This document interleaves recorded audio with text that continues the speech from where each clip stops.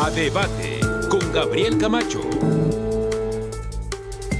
Hola, ¿qué tal? Les saludo con gusto. Ya nos arrancamos en esta mesa. Les saludo con gusto al equipo que hace posible, como siempre, este espacio. Y bueno, ponemos este intercambio de ideas, este debate con los temas de coyuntura. Y bueno, el día de hoy, pues el escándalo que rodea a la Secretaría de Marina, a empresarios, a funcionarios públicos y que tiene que ver con el llamado huachicoleo fiscal.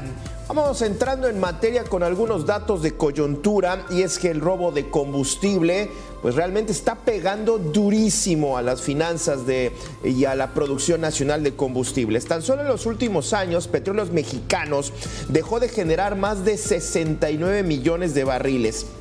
Esto equivale a unos 7 meses de refinería paralizada.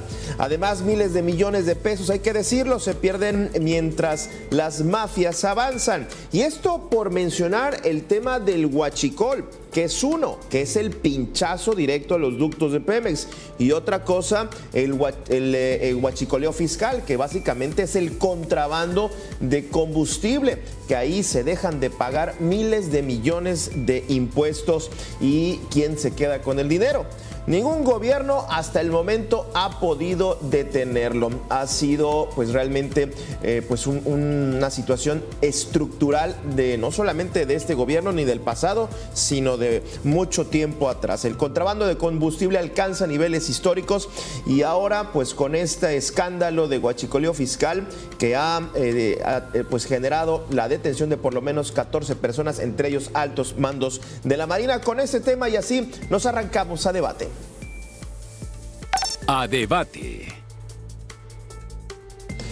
Saludo con gusto a Ana Lilia Pérez, ella es periodista, analista de estos temas, y también saludo a Gonzalo Monroy, director general de la consultoría GEMEC, que también está con nosotros vía telefónica. Me arranco contigo, Ana Lilia. Detengámonos un momento tras el escándalo que se dio a conocer este fin de semana, que por cierto primero lo da a conocer Reforma y después lo confirma el gobierno en una conferencia de prensa. ¿Es una buena noticia esto que estamos viendo alrededor de las detenciones, de la trama que se está dando a conocer, que me parece que consideran cada vez más compleja, con muertes relacionadas muy extrañas, suicidios muy extraños? Es una buena noticia esto que se está dando a conocer, que me parece que el objetivo del gobierno es tratar de mostrarse que están blindados, tratar de mostrar que están haciendo algo. Ana Lilia, adelante. Pues la buena noticia, Gabriel, y saludo a tu audiencia, los saludo a ustedes. La buena noticia es que se están haciendo detenciones en estructuras que tienen que ver con los distintos eslabones que involucran este delito. Primero quiero poner en contexto a la audiencia, porque hay mucha información que está manejándose de una manera muy tendenciosa, haciendo pasar como si el contrabando de combustible fuese algo nuevo. Y quiero precisar, yo he documentado temas de huachicol desde hace más de 20 años. He publicado libros, he publicado muchas investigaciones periodísticas en muchos medios. El libro El Cártel Negro, desde hace varios sexenios, reveló el modus operandi no solo del huachicol, que es el robo directo a Petróleos Mexicanos, sino del contrabando de combustible. Esto que estamos viendo de contrabando entre México, Estados Unidos, o de Estados Unidos para México, no es nuevo. Tampoco el involucramiento de los cárteles de la droga es nuevo. El libro El Cártel Negro va puntualizando todas estas estructuras, y lo planteo así porque precisamente uno de los elementos que más debía destacarse y en el que se debe poner mayor atención es en que las autoridades vayan identificando todos esos eslabones que participan en este delito, que es un delito transnacional desde hace décadas y que se dejó crecer, que hoy se habla de cifras históricas de pérdidas, pero son cifras que han tenido en la hacienda pública desde hace décadas, solo que antes se ocultaba. Y quisiera ponerte, y con esto voy cerrando mi intervención, por ejemplo, a inicios del gobierno de Vicente Fox, yo documenté muchos casos de contrabando de combustible vinculado a transportistas en la zona fronteriza de Tamaulipas. Está la documentación para quien desee consultarlo, todas las investigaciones que realizo están acreditadas documentalmente. Y entonces, uno es que el problema se fue dejando crecer y otro, que no había una acción por parte de las autoridades de manera estructurada. ¿Y por qué planteo esto? Hay un punto clave, Gabriel, en todo este combate que es medular para el combate y tiene que ver con el seguir la ruta del dinero. Por eso el papel que está teniendo la Unidad de Inteligencia Financiera es clave para ir desarticulando estas redes que, como ha quedado expuesto, son redes que van involucrando a funcionarios de distintos niveles, y creo que esa es la ruta para combatir, para desarticular estas organizaciones criminales, pero que no es nuevo. El asunto es que se están viendo detenciones. Se habla de que habrá más de 200 detenciones, decía el fiscal, que tienen ya muchas órdenes de aprehensión, y es lo que esperamos ver, y esperamos que también se procesen apropiadamente estos delitos, Gabriel, que son del fuero federal. Es crimen organizado. Muy bien. Gonzalo, ¿es una buena noticia? ¿Se debe de leer esto como una buena noticia? Aunque, como bien lo comenta Ana Lilia, y me imagino que tú también lo tendrás registrado, esto no es algo nuevo, esto es un problema verdaderamente estructural de mucha antigüedad. Gonzalo. Absolutamente, Gabriel, y qué gusto platicar contigo y con Ana Lilia. Bueno, yo te diría de que hasta ahorita todavía no tenemos nada. Hasta ahorita todavía tenemos nada más este show, tenemos estas detenciones, no tenemos todavía sentencias. Estamos viendo únicamente a dos casos extremadamente recientes, que son el desembarco de buques justamente con este combustible contrabandeado en los puertos de Guaymas y de Altamira. Tan solo, un caso más reciente también es el de estos trenes que entraron, que estaban estacionados en Ramos Arizpe. Y ahí tenemos que estar hablando de un tema que es probablemente de seguridad nacional, rebasa el tema de energía, que estamos hablando de la corrupción en las aduanas mexicanas.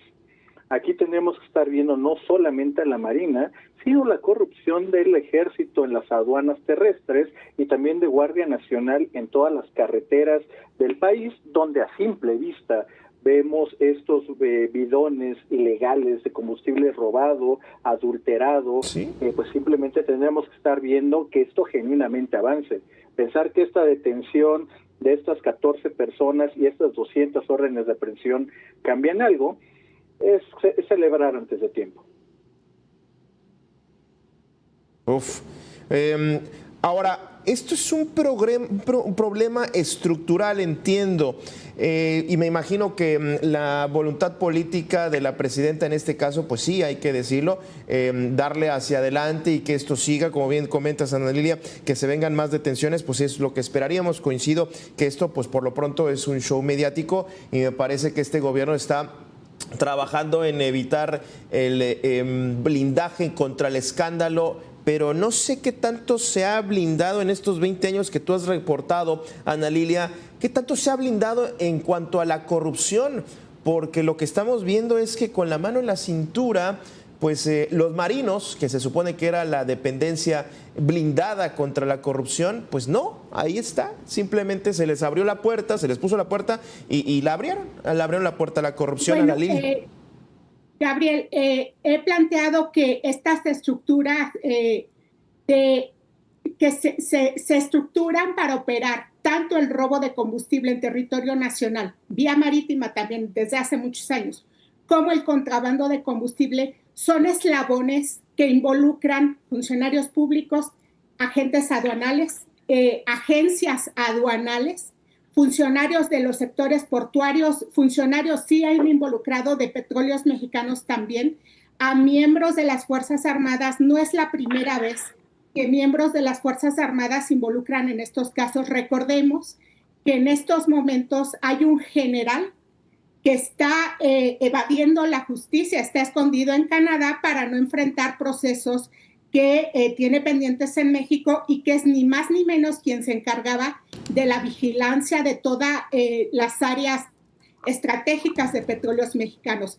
Este es un asunto de seguridad nacional. Todo lo que tiene que ver con las instalaciones petroleras, las instalaciones portuarias, las zonas de patrullaje donde tienen acción las Fuerzas Armadas son zonas de seguridad nacional. Ahora, lo que estamos viendo es que se está avanzando, bueno, oficialmente se está hablando de esta investigación. Yo te diría que a partir de que se comienza estas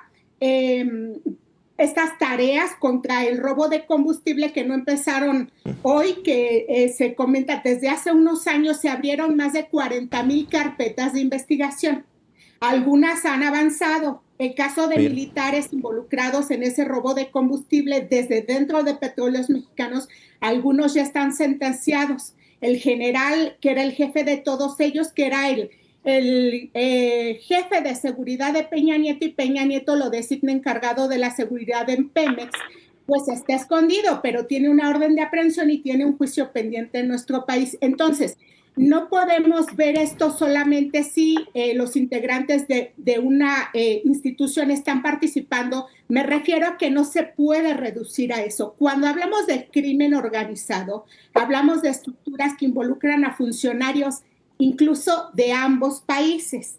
Recordemos que la mayor parte del combustible que está entrando por contrabando viene de Estados Unidos. Para contexto de la audiencia, el contrabando en las fronteras del norte de nuestro país han ocurrido desde hace muchos años. Incluso en los años 2008, 2009, 2010, hubo casos de petroleras estadounidenses que se declararon responsables, culpables de estar coludidas con organizaciones criminales mexicanas. En ese momento era el cártel de los Zetas, que le robaban combustible a Petróleos Mexicanos y que ellos compraban ese combustible y que se comercializaba en gasolineras de la Unión Americana como se comercializa acá en México. Entonces, cuando hablamos de crimen organizado, hay que ir viendo eslabón por eslabón de cada una de las áreas que participan. Y aquí toco un punto clave, y con esto cierro, que tú planteaste. El tema de controles internos, que es lo que falta fortalecer en todas las instituciones.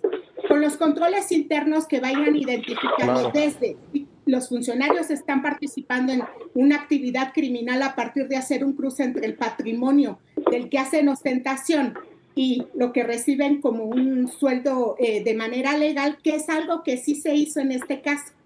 La manera en la que se identificó a estas estructuras era porque estos miembros de la Marina estaban teniendo un tren de vida que no correspondía a sus ingresos.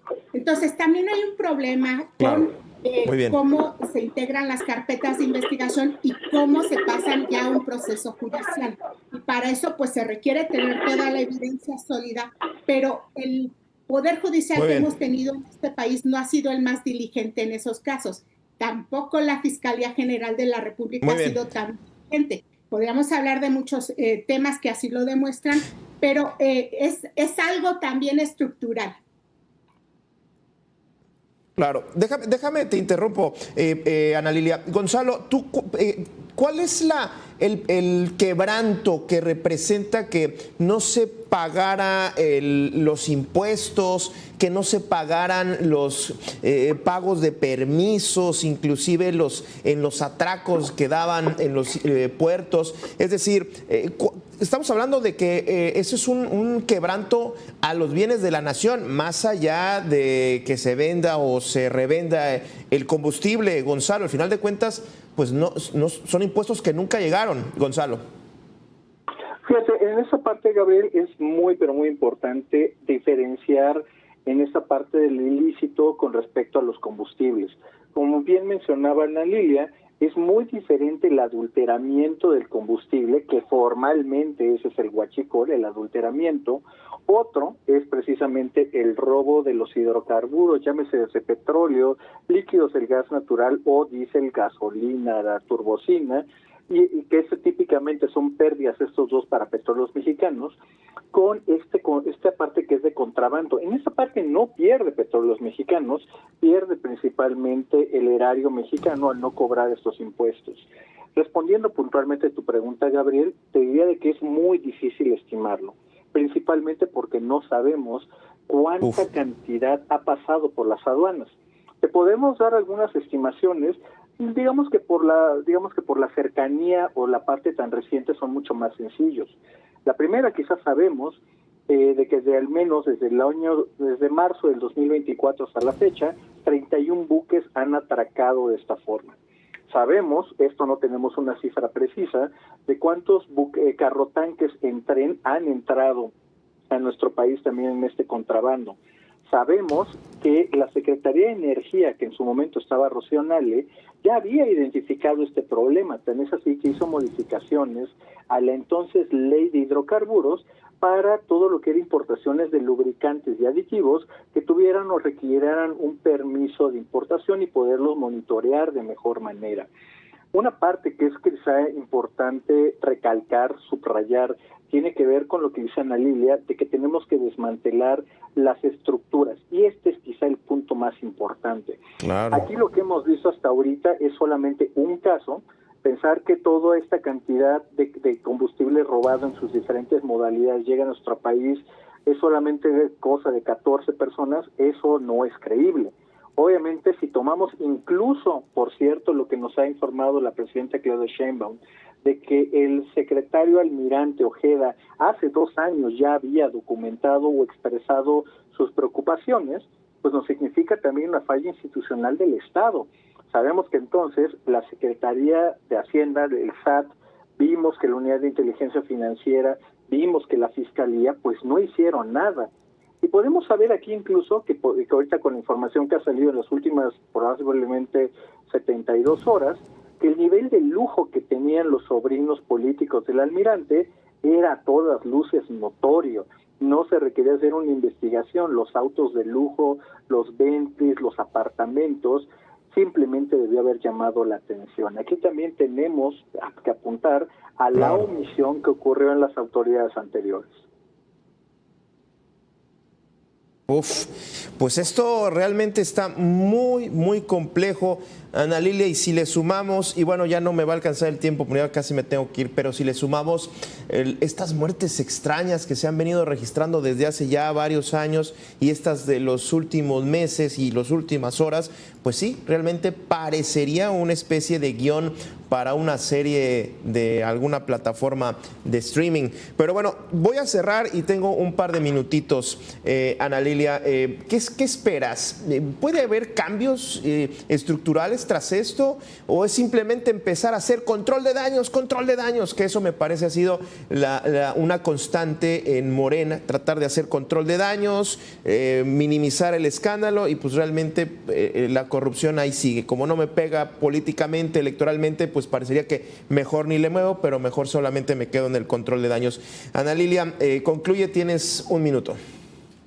Pues primero diría que sí le afecta a Petróleos Mexicanos también el contrabando, porque lo que deja de comprarle al mercado formal es porque lo compran a los contrabandistas. ¿Y quiénes lo compran? Gasolineras formales, y ahí está otro de los eslabones. El principal problema, Gabriel, es cuando se le da un uso político a estos asuntos. Es un asunto demasiado serio, es un asunto de crimen organizado, y lo peor que ocurre con nuestra clase política es darle un uso político a un tema tan serio que hemos enfrentado desde hace décadas. Y también es responsabilidad de los medios de comunicación. Vamos hablando con más seriedad de estos asuntos y prestarnos menos a las especulaciones. Claro. Ana Lilia, por cierto, te leemos. Gonzalo, tu conclusión, menos de un minuto. Yo te diría de que ojalá, aquí la presidenta tiene una oportunidad para tomar uno de los temas más complicados, que es la corrupción, y especialmente la corrupción de las Fuerzas Armadas. Va a ser una prueba de fuego para ver si es un cambio con respecto a la administración anterior y anteriores que le vinieron, o simplemente va a ser más de lo mismo. Prueba de fuego, me quedo con eso, hablando justamente de combustibles. Bueno, pues muchísimas gracias, Ana Lilia. Reitero, te leemos, por supuesto. Gracias, Gonzalo. Atentos, por supuesto, a tus participaciones y análisis. Gracias, como siempre, a usted que estuvo con nosotros. Quédese en Mega Noticias. Con permiso.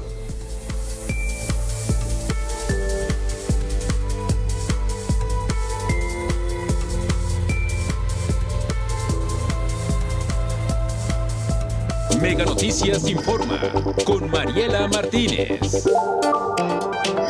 Hola, ¿qué tal? Muy buenas tardes. Bienvenidos a Mega Noticias